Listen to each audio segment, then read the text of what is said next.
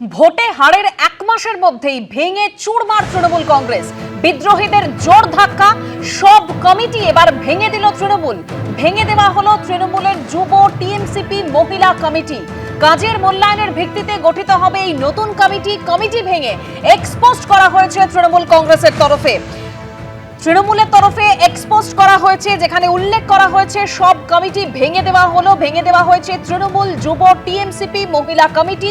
কাজের মূল্যায়নের ভিত্তিতে এই নতুন কমিটি গঠিত হবে বলে এক্সপোস্টে তৃণমূল কংগ্রেসের তরফে উল্লেখ করা হয়েছে। অর্থাৎ ভোটে হারের এক মাসের মধ্যেই একেবারে ভেঙে চুরমার হয়ে গেল তৃণমূল কংগ্রেস। আরো বিস্তারিত তথ্য আমরা আমাদের প্রতিনিধি আশাফুল হোসেনের কাছ থেকে জানতে চাইবো। আশাফুল,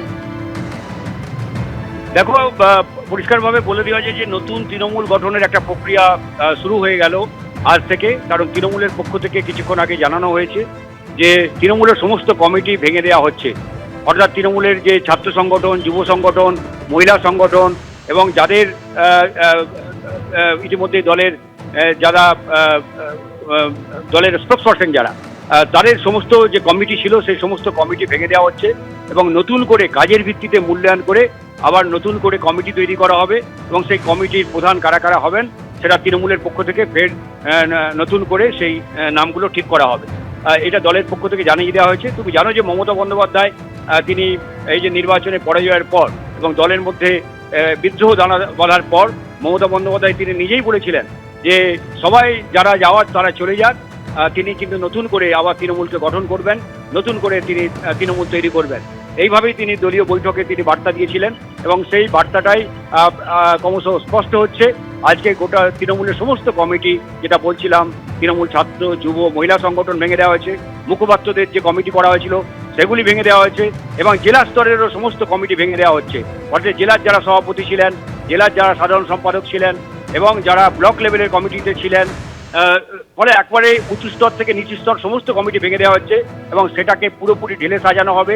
কাজের এবং মূল্যায়নের ভিত্তিতেই কমিটির প্রধানরা কারা হবেন সেটা তৃণমূল নেত্রী মমতা বন্দ্যোপাধ্যায় সেটা ঠিক করবেন।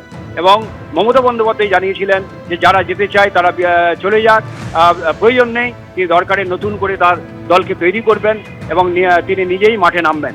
ফলে সেই বার্তা থেকে আজকে কিন্তু পরিষ্কারভাবে জানিয়ে দেওয়া হলো যে তৃণমূলকে নতুন করে গঠন করতে চলেছেন মমতা বন্দ্যোপাধ্যায়। ধন্যবাদ আশাফুল।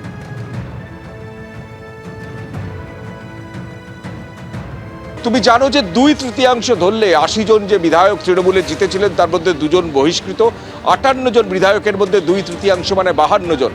কিন্তু 58 জনের মানে 78 জনের 2/3 মানে 52 জন। সেক্ষেত্রে 58 জনের সই সম্বলিত যে চিঠি আজকে স্পিকারের কাছে জমা পড়েছে, এমনটাই সূত্র মারফত জানা যাচ্ছে। এবং আরও 2-1 জন তাতে সই করবেন বা সমর্থন জানাবেন, এমনটাও জানা যাচ্ছে। সেক্ষেত্রে তৃণমূলের অফিসিয়াল স্ট্যান্ডকে বুড়ো আঙুল দেখিয়ে শোভনদেব চট্টোপাধ্যায়ের পরিবর্তে ঋতব্রত বন্দ্যোপাধ্যায় বিরোধী দলনেতা হচ্ছেন। এমনকি ফিরহাদ হাকিম, তিনি চিফ হুইপ ছিলেন, অর্থাৎ তৃণমূলের অফিসিয়াল স্ট্যান্ড ছিল ফিরহাদ হাকিমকে চিফ হুইপ করার। গতকাল পর্যন্ত যে চিঠি বিতর্কের চিঠি, তার সেই বিতর্কের চিঠি বাদ দিয়েও গতকাল কুণাল ঘোষ এবং অসীমা পাত্রর একটা চিঠি জমা দিয়ে এসেছিলেন এবং সেই চিঠিতেও শোভনদেব চট্টোপাধ্যায়কে বিরোধী দলনেতা এবং ফিরহাদ হাকিমকে চিফ হুইপ মনোনীত করা হয়েছিল। কিন্তু তারপরও দেখা গেল সেই চিফ হুইপের জায়গায় আক্রুজ্জামান, রঘুনাথগঞ্জের তৃণমূলের বিধায়ক এবং প্রাক্তন মন্ত্রী, তাকে চিফ হুইপ করছে এই নতুন তৃণমূল। নতুন তৃণমূল এটাই এই কারণেই যে তৃণমূলের যে অফিসিয়াল ভার্সন, তৃণমূলের যে অফিসিয়াল চিঠি, তাকে বুড়ো আঙুল দেখিয়ে সংখ্যাগরিষ্ঠ তৃণমূলের বিধায়করা তারা নতুন পরিষদীয় দল তৈরি করলেন। এমনকি যে ডেপুটি লিডারদের 3 জনকে মনোনয়ন দেওয়া হয়েছে, তার মধ্যে জাভেদ খান রয়েছে আমরা জানতে পাচ্ছি, তার মধ্যে শিউলি শাহ রয়েছে এবং সন্দীপন সাহা রয়েছেন। অর্থাৎ কেশপুরের বিধায়ক, কসবার বিধায়ক এবং এন্টালির বিধায়ক অফিসিয়াল তৃণমূলের চিঠিকে উপেক্ষা করে তাদের ডেপুটি লিডার হিসেবে চিহ্নিত করে সেই মনোনয়ন করে এবং সেই চিঠি জমা দেওয়া হয়েছে। তুমি জানো যে চিঠি অভিষেক বন্দ্যোপাধ্যায় জমা দিয়েছিলেন সেই চিঠি কিন্তু তাতে চিঠিতে যে সেই সই জালিয়াতির অভিযোগ উঠেছিল। মুখ্যমন্ত্রী প্রকাশ্যে স্পষ্ট করে দিয়েছেন যে তৃণমূলের 2 জন বিধায়ক ঋতব্রত বন্দ্যোপাধ্যায় এবং সন্দীপন সাহা অফিসিয়ালি স্পিকারের কাছে অভিযোগ জানিয়েছিলেন এবং বিধানসভার তরফ থেকে হেয়ার স্ট্রিট থানায় অভিযোগ দায়ের করা হয়। সিআইডি তদন্তভার নেয়। 13 জন বিধায়ক তার সই নিজের নয়, সই জাল করা হয়েছে এমন অভিযোগ উঠেছে। সিআইডি তদন্ত শুরু করেছে। অভিষেক বন্দ্যোপাধ্যায়কে চিঠি পাঠানো হয়েছে, তিনি সময় চেয়েছেন, তারপর সমন পাঠানো হয়েছে, তারপর একাধিক বিধায়কের কাছে চিঠি গেছে, তাদের জিজ্ঞাসাবাদ করা হয়েছে। কুণাল ঘোষ, মদন মিত্র, অরূপ রায়, চন্দ্রনাথ সিনহা, এমনকি নয়না বন্দ্যোপাধ্যায়, রতিন ঘোষ, একাধিক বিধায়কের সঙ্গে জিজ্ঞাসাবাদ করা হয়েছে এবং সেই বিষয়টা এখনো বিবেচনাধীন। ঠিক সেই প্রেক্ষাপটে গতকালই কুণাল ঘোষ এবং অসীমা পাত্র অভিষেক বন্দ্যোপাধ্যায়ের সই করা একটা চিঠি পৌঁছে দেন স্পিকারের ঘরে, সেখানকার সচিবালয়ের টেবিলে রেখে আসেন এবং তাৎপর্যপূর্ণভাবে গতকালের চিঠিতে কিন্তু তৃণমূলের কোনো বিধায়কের স্বাক্ষর ছিল না। তখনই সন্দেহ হয়েছিল, প্রশ্ন উঠেছিল, কৌতূহল তৈরি হয়েছিল যে চিঠি অফিসিয়ালি জমা দিচ্ছে সেখানে স্বাক্ষর নেই কেন? তাহলে কি স্বাক্ষর করার লোক পাচ্ছে না তৃণমূল? যখন এই চিঠি কুণাল ঘোষ পৌঁছে দিচ্ছেন তখন মমতা বন্দ্যোপাধ্যায় এতদিন পর ভোটে ভরাডুবির পর প্রথম রাস্তায় নেমেছেন ওয়াই চ্যানেল, এবং সেখানেও দেখা যাচ্ছে হাতে গোনা 6-7 জন বিধায়ক ছাড়া কেউ নেই। নয়না বন্দ্যোপাধ্যায়, অশোক দেব বা কুণাল ঘোষ বা ফিরহাদ হাকিম, কয়েকজন ছাড়া বিধায়ক সেখানে কেউ নেই। সেই চিঠিতে কেন সই নেই সেই প্রশ্ন উঠেছে।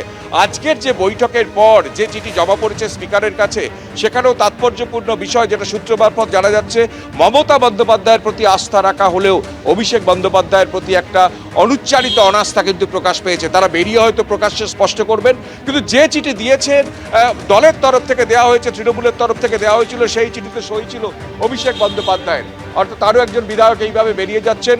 অর্থাৎ বঙ্গ রাজনীতিতে একটা চূড়ান্ত মানে পালাবদলের একটা ইঙ্গিত দেখা গেল, যেখানে তৃণমূলের অফিসিয়াল যে মমতা বন্দ্যোপাধ্যায়ের মানে চিহ্নিত করা বা মমতা বন্দ্যোপাধ্যায়ের দলের পাঠানো চিঠি, সেই চিঠির ব্যক্তিদের উপেক্ষা করে সরিয়ে দিয়ে নতুন ব্যক্তিদের মনোনীত করে নতুন পরিষদীয় দল তৃণমূলের তৈরি হচ্ছে, একটা নতুন তৃণমূল তৈরি হচ্ছে।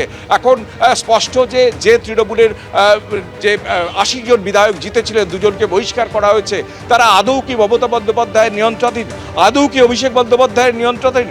তা যে নয় সেটা আজকে স্পষ্ট হয়ে গেছে, কারণ অফিসিয়াল চিঠিকে উপেক্ষা করে তারা আজকে বিধানসভায় ঢুকেছেন, বৈঠক করেছেন, সমান্তরাল পরিষদীয় দলের নেতা কারা হবে তা ঠিক করেছেন বিরোধী দলের।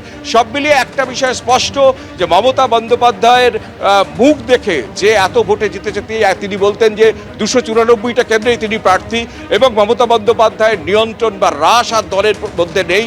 মমতা বন্দ্যোপাধ্যায় বা অভিষেক বন্দ্যোপাধ্যায়ের চিঠি তাকে উপেক্ষা করে নতুন চিঠি দিয়ে সমান্তরাল কিন্তু পরিষদীয় দল তৈরি হয়েছে এবং কিছুক্ষণের মধ্যেই তারা বেরিয়ে সাংবাদিক বৈঠক করবেন এবং তাদের তীর কোন দিকে থাকে, অভিষেক বন্দ্যোপাধ্যায়ের দিকে না মমতা বন্দ্যোপাধ্যায়ের দিকে না শুধুমাত্র অভিষেক বন্দ্যোপাধ্যায়ের দিকে, সেটা রাজনৈতিকভাবে খুব তাৎপর্যপূর্ণ হবে। একেবারে কৃষ্ণেন্দু, এই যে রাজনৈতিক পট পরিবর্তন হলো গত মাসে, যে পালাবদল হলো, তার মধ্যেও কিন্তু একটা নজিরবিহীন পরিবর্তনের সাক্ষী থাকতে চলেছে এই রাজ্য। নতুন বিরোধী দলনেতা হিসেবে নাম প্রস্তাব ঋতব্রত বন্দ্যোপাধ্যায়ের। যে সিদ্ধান্ত অর্থাৎ মমতা বন্দ্যোপাধ্যায় এবং অভিষেক বন্দ্যোপাধ্যায় নিয়েছিলেন, গতকালও আমরা দেখেছি কুণাল ঘোষ এবং অসীমা পাত্র তারা বিধানসভার সচিবালয়ে আসেন এবং একটি চিঠি জমা দেন, যে চিঠিতে শুধুমাত্র তৃণমূল সাংসদ অভিষেক বন্দ্যোপাধ্যায়ের স্বাক্ষর ছিল এবং বিরোধী দলনেতা হিসেবে শোভনদেব চট্টোপাধ্যায়ের নাম প্রস্তাব করা হয়েছিল। স্পিকারের কাছে তারা এসেছিলেন, যদিও সেই চিঠি কিন্তু তারা জমা দিতে পারেননি, কারণ স্পিকার সেই সময় ছিলেন না। তারা একেবারে চিঠিটি দিয়ে আসেন। পরে কুণাল ঘোষ জানান যে তিনি মেল করেছেন এবং যে চিঠি দেখাচ্ছি, এই চিঠি নিয়ে যাবতীয় বিতর্ক ঋতব্রত বন্দ্যোপাধ্যায়, সন্দীপন সাহা তারা কিন্তু এই চিঠি নিয়ে বলেছিলেন যে এটা শুধুমাত্র অ্যাটেন্ডেন্স রেজিস্ট্রার, সেখানে কোনো রেজলিউশন নেওয়া হয়নি এবং বিধায়কদের নাম দেখুন ব্লক লেটারে লেখা রয়েছে। সেখানে ঋতব্রত বন্দ্যোপাধ্যায় বলেছিলেন যে এখানে তারা সই করেননি।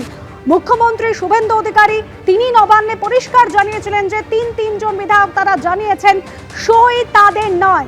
সেই সই জাল বিতর্ক জানে ঋতব্রত বন্দ্যোপাধ্যায়রা মুখ খোলার পরে তাদেরকে বহিষ্কার করে দল, আর তারপরে বিদ্রোহী বিধায়করা একের পর এক আজ সকালে বিধানসভা এলেন এবং এখনো পর্যন্ত নতুন বিরোধী দলনেতা হিসেবে নাম প্রস্তাব করা হলো ঋতব্রত বন্দ্যোপাধ্যায়।